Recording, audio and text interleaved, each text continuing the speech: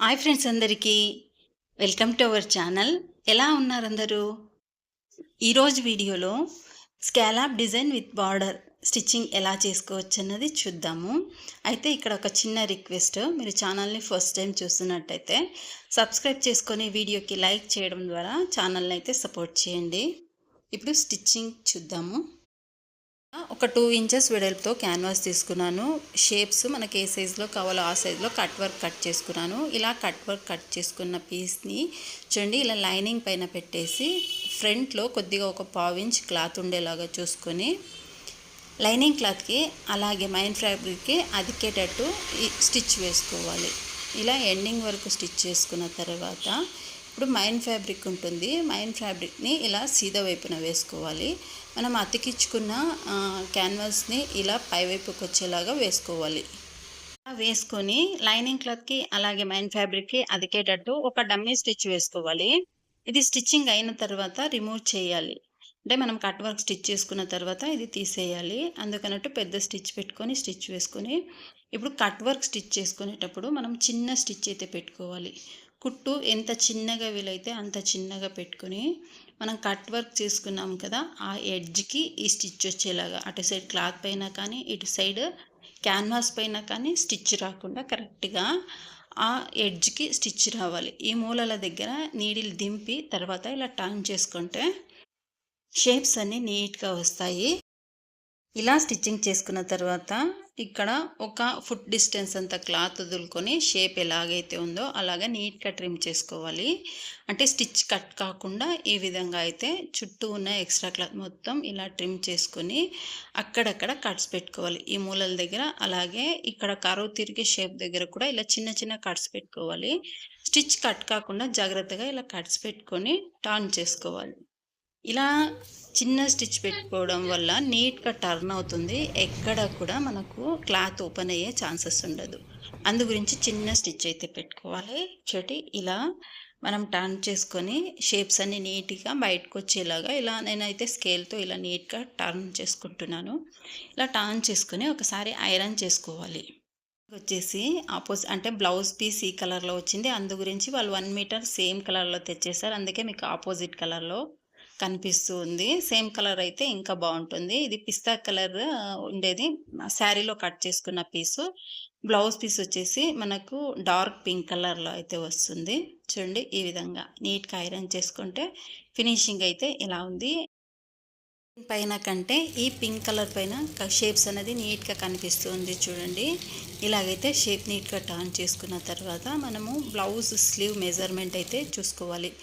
Blouse slew measurement చూడండి, ఇలా shoulder joint ఉంటుంది కదా, అక్కడి నుంచి మనం లెంత్ పెట్టుకొని పైన ఒక 1/2 ఇంచ్ స్టిచెస్ కోసం వదులుకొని పైవైపున ఎంత లెంత్ అయితే ఉంటుందో అది చూసుకొని రిమైనింగ్ మనకు ఇక్కడ 3 ఇంచెస్ అయితే కావాలి.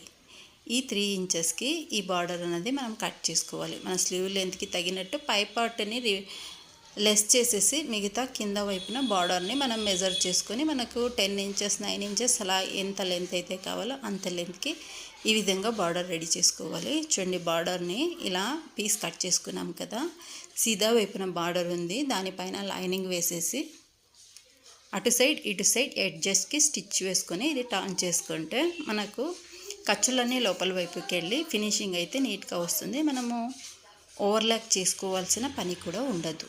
వరకు స్టిచ్ చేసుకొని ఈ క్లాత్ని అయితే టర్న్ చేసుకుంటే మనకు పైన వైపున ఈ ఖర్చులు ఉంటాయి కదా, అవన్నీ లోపలికి వెళ్ళిపోతాయి.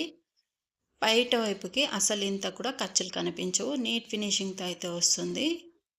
మనం ఓవర్లాక్ చేయాల్సిన పని కూడా ఉండదు. ఇలా టర్న్ చేసుకొని అటు సైడ్ ఇటు సైడ్ ఫినిషింగ్ స్టిచ్ వేసుకోవాలి. చూడండి, ఈ ఎడ్జెస్కి మనం లైనింగ్ క్లాత్ బయటికి రాకుండా ఇలా నీట్గా క్లాత్ అన్నీ సరి చేసుకుంటూ సమానంగా చూసుకుంటూ లైనింగ్ క్లాత్ లోపల వైపుకి వెళ్ళేలాగా వేసుకొని అటు సైడ్ ఇటు సైడ్ 2 వైపులా ఇలా స్టిచ్ వేసుకోవాలి. స్టిచ్ చేసుకొని మనం ఇందాక పై వైపున పార్ట్ రెడీ చేసుకున్నాం కదా, దాన్ని మెజర్మెంట్ తీసుకున్నాం కదా మనం. మెజర్మెంట్ బ్లౌజ్లో నుంచి 9 ఇంచెస్ అయితే ఉంది స్లీవ్ లెంత్. పైవైపున ఒక 1/2 ఇంచెస్కి ఇలా వదులుకొని మనం పైవైపు నుంచి కింద వైపు వరకు 9 ఇంచెస్ వచ్చేలాగా ఇలా అడ్జస్ట్ చేసుకుంటూ క్లాత్కి ఇలా పిన్ వేసుకోవాలి. మనం స్టిచ్చింగ్ చేసేటప్పుడు క్లాత్ కదలకుండా ఇంకా ఈజీగా ఉండాలంటే ఒక డమ్మీ స్టిచ్ వేసుకొని అయినా స్టిచ్చింగ్ చేసుకోవచ్చు. స్టిచ్చింగ్ అయిన తర్వాత మనము ఆ స్టిచ్ అయితే రిమూవ్ చేసేస్తే మీకు ఇంకా ఈజీగా ఉంటుంది. నేనైతే ఇక్కడ పిన్నీస్ పెట్టుకొని స్టిచ్ చేస్తున్నాను. ఇది స్టిచ్చింగ్ చేసేటప్పుడు కూడా అంతే. చాలా చిన్న కుట్టయితే పెట్టుకొని షేప్స్ అని నీట్‌గా ఇలా కర్వ్ షేప్స్ అని నీట్‌గా వచ్చేలాగా ఇలా పైవైపున స్టిచ్చింగ్ రావాలి. స్కాలప్ డిజైన్‌లో చాలా వెరైటీస్ మోడల్స్ అయితే కటింగ్ అండ్ స్టిచ్చింగ్ అప్‌లోడ్ చేశాను. ఇంట్రెస్ట్ ఉన్న వాళ్ళు చూడండి. ఈజీ వేలో బిగినర్స్‌కి కూడా అర్థమయ్యేటట్టు నేను న్యూ ట్రెండింగ్‌లో కట్ వర్క్ వచ్చినాయి కదా! ఆ మోడల్స్ అన్నీ అప్‌లోడ్ చేశాను. చూడండి ఇలా ఎండింగ్ వరకు స్టిచ్ చేసుకుంటే మనకు స్లీవ్ అన్నది రెడీ అయింది. పిన్నీస్ రిమూవ్ చేశారంటే మనకు ఒక స్లీవ్ అయితే ఇలా రెడీ అయింది. బ్యాక్ సైడ్ హెమ్మింగ్ చేసుకుంటే చూడండి నీట్ ఫినిషింగ్‌తో అయితే స్లీవ్ పార్ట్ అన్నది రెడీ అయ్యింది. ఎక్కడ కూడా మీకు ఎగుడు దిగుడు ఉండదు. ఖర్చులు కూడా బయటికి కనబడదు.